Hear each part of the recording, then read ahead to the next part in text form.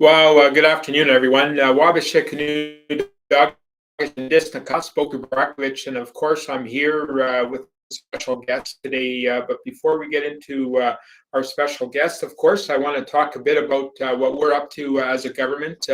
We've been working hard to be able to move forward. Of course, August 23rd, 24th is an important day for us. The Grand Council is meeting. There's 5 laws right now that are being presented from the Governing Council going into the Grand Council. So those laws will be presented and resolutions for each, as well as, of course, we have 4 laws that have been passed, but they will be presented also with some amendments to it. So the Grand Council, of course, is in ebb and flow Anishinaabe Nation, and we look forward to having all members, all 12 local members attend. So with that, we have a special guest, of course, with us today, and we're remote. We're out of the Gamla Anishinaabe Nation regional office. We have rented an office and space here for our regional development and some of the relations that we're doing in the Brandon area. Of course, tomorrow we're going to be at the Peace Gardens, raising the flag internationally. And of course, we're going to be setting up meetings with the Dakota and Nakota nations of the territory as well.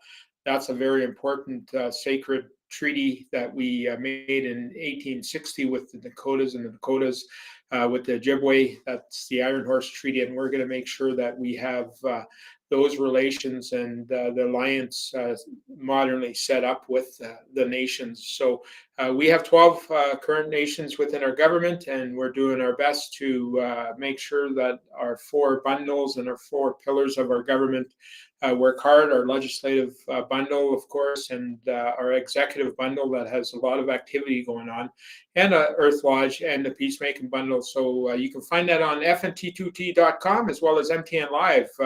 This afternoon, of course, we have a special guest with us. I've known Sol for many years, and I had the privilege to help publish one of his books 22 years ago, and it's always an honor and a privilege to have the opportunity to speak with him and gain the knowledge. And Sol has been working with us this last year and a half or so to do the time to do the hows moving forward, and what he's talked about for the last 60 years in politics and in Indigenous development and Cree development and Anishinaabe development, that we must move forward as a government, as a nation, as a territory. But Sol Sanderson, tell me a bit about yourself and what you're up to these days. Well, first of all, I'm a Cree from the Sigassi Cree Nation that signed Treaty 6 at Fort Carlton in 1876. And of course, we lost all our land and everything through government fraud. And we're now looking to negotiate and get that all implemented.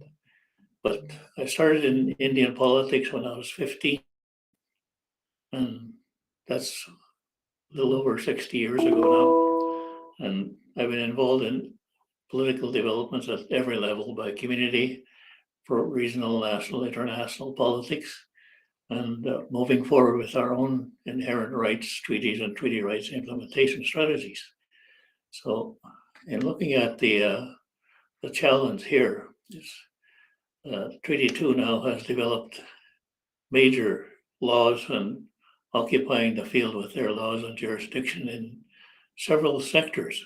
And the challenge, of course, in political organization and governing structures is one of how you implement the institutions of that governing structure. So traditionally, we've had, as you know, our kinship clan systems that had major functions for each of the clans. And those functions are similar to what you call the democratic system of governing, where the democratic system of governing today recognizes a legislative body for governing, and your executive branch of governing, your judicial branch, and your administration and management. Now, one of the problems we have is in moving forward is you have all your laws now under your own jurisdiction of your governments, so you're using your own language, your own terminology. And it's important that one understands what executive management of governing is all about. And that ties into your bundles that you have for implementation. Because along with the clan systems that we had highly structured, disciplined societies of our nations that implemented our governing laws and policies in every sector.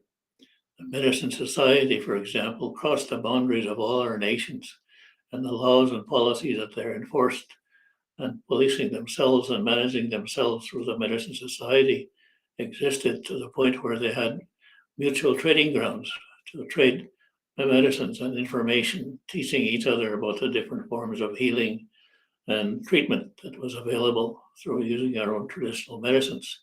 That's only one society of many. And we need to go back to that, because now what we have available to identify that function and that role in government is portfolios. And your structure that you have identifies in many ways similar type societies that we had under our own system of governing. And when we look at that process of executive management, what is that? Well, that's administering and managing government. How?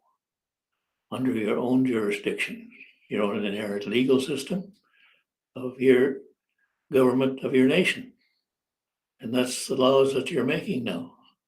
And they require enforcement by the senior middle management and your leadership. And also you will have boards and commissions or some form of governing body like that for helping out in implementing your administration and management. But in doing that, the executive management, senior middle management people in your governing structure have to understand that they have a duty to implement the political agenda. And when we talk about the political agenda, we're talking about the relationships that are recognized by the comprehensive legal political framework governing Crown Indian nations relations. And even without that, you look at our own inherent sovereignty and how those relationships existed and how they can continue to be implemented and applied today. So what am I talking about? I'm talking about the equality of government in terms of political relations, equality of government, jurisdiction, law, and courts. And you just got to go across the border to see that applied by the tribal, state, and federal governments. We can do it here in Canada. But in addition to that, we need to look at how we apply our own internal executive management, respecting, implementing the political relations internally in the same way. Then comes the issue of treaty relations. And when we look at the national powers of governing, that includes what I just talked about. But the national powers of governing includes your internal, external, and international affairs. Relationships under treaty, they're established by the national powers of treaty making. And we made treaties amongst ourselves long before the non-Indians came here, and we enforced them politically and legally under our own jurisdiction and laws of our governments. Now, you're looking at renewing one. We done one renewal about 10 years ago with the Blackfeet and the Crees in Alberta. Now, those kinds of treaties existed back then. Well, what's wrong with having them today? That reinforces what we have to do collectively and identifying what we need to do in terms of occupying the field with our jurisdiction and laws collectively. So when we look at the whole area of treaty relations, those national powers are never discussed formally to the point where people understand what national powers of treaty making are. When you can apply your own jurisdiction laws, implementing and giving legal effect to your inherent rights, treaties, and treaty rights. And that's what the elders talk about in terms of implementing the treaties and the issues that existed prior to treaty, existed during treaty, and at post-treaty. So all our inherent rights existed then, and they exist today. So when we implement the spirit and intent of treaty, it's important that you know and understand what that whole relationship is about in terms of what existed under our government's jurisdiction and laws and what form those took. Now, when we talk about treaty relations, then we made international treaties with the Crown in right of England and Ireland, and they know that. And today have domestic treaties, known as domestic treaties, because only one part is giving them legal effect. Treaty 6 was taken to the UN to identify its status. They declared it an international treaty with a major condition that every party to the treaty had to legislate and give them legal effect under their laws and jurisdiction to maintain the international status of the treaty. Well, we haven't legislated our treaties from 1 to 11 in any form. Neither has the Crown in right of Canada. When we look at the process then of judicial relations, we can implement our own traditional contemporary justice system, implement our own inherent legal system. And that's what you're doing in developing your own laws, your Anishinaabe laws here, and your bundles proceed with applying your jurisdiction and your laws. So you need to move ahead with a peacekeeping initiative to establish your justice system fully under your own jurisdiction and laws. It'll include contemporary and traditional systems, because it's 2022 now, and there are some changes that we have to make. But along with that comes the economic relations, and you're on your way to clearly identifying how you apply that economic relationship in terms of your ownership of land and resources throughout your traditional ancestral lands and territory. So the task now is, of course, the executive management function of how you apply those laws and policies and jurisdiction throughout your traditional ancestral territory. It has to be collective under Treaty 2, but also implemented by each local nation through your jurisdiction and laws, implementing that law that you have. Now, that's a major step forward in terms of implementing the economy off reserves throughout our traditional lands and resource territory. And what you have to remember, of course, is that all our inherent rights, treaties, and treaty rights are portable between our communities, regionally, nationally, and internationally. That includes our sovereignty. That's portable in the same way. Now, when we move forward with looking at the implementation of the economy, design plans and strategies to implement your inherent rights, treaties, and treaty rights in every sector of the economy. And you have fiscal relations that provides for applying your own jurisdiction for your administration and finance. And you have your treasury administration law in place that you should be implementing, and implementing fiscal agreements that are government-to-government fiscal agreements with the federal government or whoever you make funding arrangements with. That authority and jurisdiction now exists in your system of governing. And it's up to senior management, the executive management, to make sure that you are enforcing those laws and policies.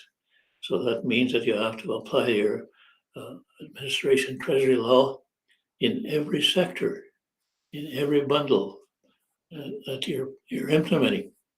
So you enter into government-to-government fiscal agreements, not contribution to bands. And that will apply then federally. And Section 35 then provides you the opportunity to access money from every federal department and ministry, not just Crown Indigenous Services. And that includes the central agencies like Finance and Treasury Board. They transfer billions of dollars from the feds to the provinces in health, social, education, and income security. So that has to be changed so that it's transferred directly to our governments and our institutions and our people directly for income. But when you go on to look at the international relations, then you'll have 100, and we have inherent rights. And I've identified how we should be implementing our own inherent rights by identifying them all, and then defining them in our respective languages, based on our own worldview, philosophy, traditions, customs, and practices, beliefs, and values. And when you do that, then you'll have to identify the duties and responsibilities associated with each of those inherent rights and your inherent sovereignty collectively. And that reinforces then the individual rights that our people have under the process of inherent rights and benefits.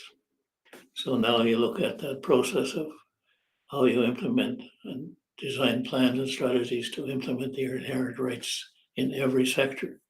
And that's what you've been busy doing here. And you have many plans and strategies already identified. But not just that, you've also constructed laws to implement them and enforce them. So that's very critical. Now, again, executive management is a function for implementing, enforcing those laws and jurisdiction, along with your leadership.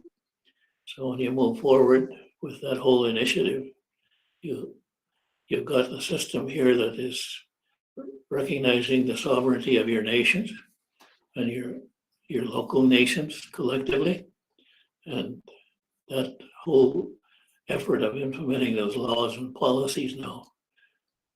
Apply your plans and strategies that you've designed to implement not just inherent rights, but treaty rights as well. So you have to have a form of unique and special laws that are constructed to implement them under your jurisdiction and your own inherent legal system, like you're doing. Now, the task, like I said, is one of learning what executive management functions are about in terms of governing capacity. And it's a critical area for administering and managing government. So as senior officials in your structures, in your bundles and so on that you have, it's critical that they know that they have a lead role in terms of implementing the political agenda and the administrative agenda. So I've given you a political agenda for implementation in terms of relationships and how you move ahead of your governments of your nations. Wow, Sol, that's amazing. And you talked again in Gimli a few weeks ago on how the First Nations and Treaty 2 territory is just doing it. And that added to your presentation that you've been presenting for many, many years. And talk a bit about our next steps. You know that we've invoiced Canada $27.5 billion for land taken up for immigration settlement. That was the only thing that was mentioned in the treaty was immigration and settlement, and that was it. No stealing of the resources and the taking of the land. And also the $21.5 billion for the resources that were have been stolen yearly out of our territory. And that's 21.5 billion and 27.5 billion, and then the 6.2 billion for program services and infrastructure. That's little compared to what Canada owes our Anishinaabe and Innu and Dakota people for the territory. What are your thoughts on what we're doing about that? Well, it's long overdue. As you know, I've been talking about the need to elevate the budgeting and fiscal relations from millions of dollars that we keep talking about, when they have been for the last 35 years engaged in implementing billions of dollars for what they do for governing. And when you look at the burden of the taxpayer, it's their own systems of governing that creates that burden, not us. We're entitled to our equal share of the revenue that comes off the lands and resources that they are developing. But your invoicing is great because it's time that we lay down the jurisdiction that we have for invoicing as governments. And the treaty provides for that. It's not just them that determines the value of the treaties. And now you have a backup in Ontario with the Robinson-Huron court case. It's a provincial judgment, but it still applies in terms of the principle of recognition of our jurisdiction. And what is that? Well, the court has instructed the Crown that they have to elevate the value of Treaty 4, Treaty Robinson-Huron $4 a year payment to the same value of the dollar today, make it and for the future.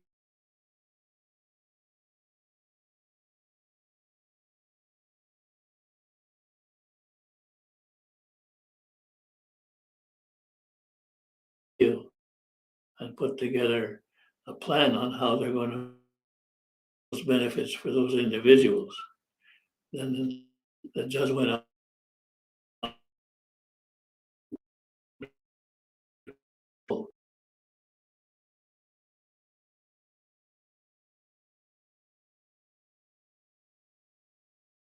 program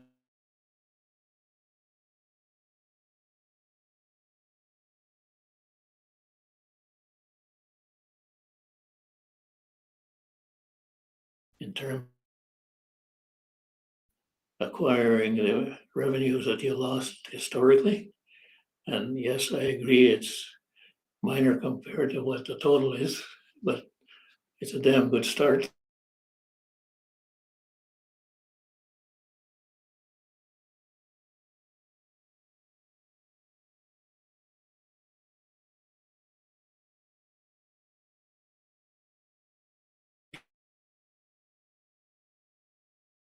In the doing your assessment.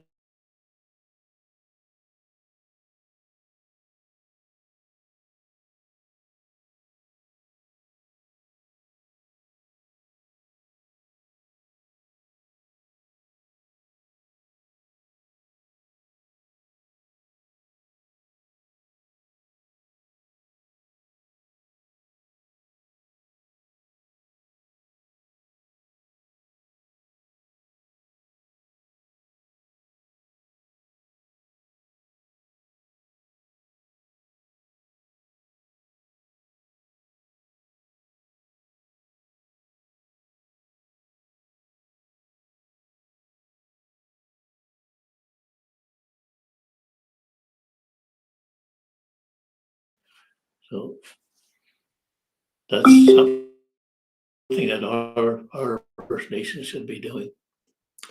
Well, excellent, Saul. That's great that you mentioned that. Of course, the $6.1 billion, we broke it down, housing being 20%, of course, 1.3 billion. Lifelong learning was 925 million.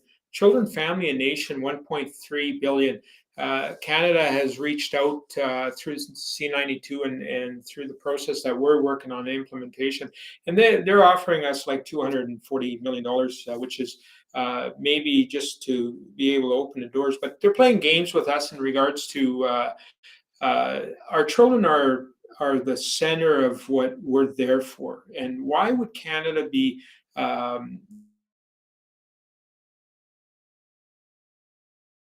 and letters, and we started the process 2.5 years ago, and they're still trying to negotiate a confidentiality agreement and a coordination agreement, little tiny pieces of paper that don't really mean much to us. It's our children that we need to work with and make sure they're at home, but it's our families too.